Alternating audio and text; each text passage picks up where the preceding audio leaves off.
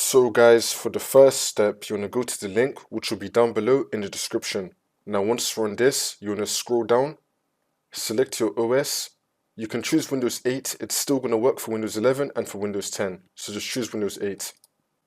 Now we're going to click on download on the Realtek audio driver, which is also for ASUS. You want to click on download.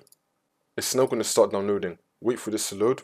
Now once that's been downloaded, we're going to right click on the folder and then click on show in folder. And we should now be in our downloads folder with the ASUS Audio Realtek driver. Now you just want to right click on it and then click on extract all and then click on extract. Wait for this to load. And now once that's been extracted, you want to click on the folder and now you want to find setup. Double click on this and then click on yes. And now this will come up.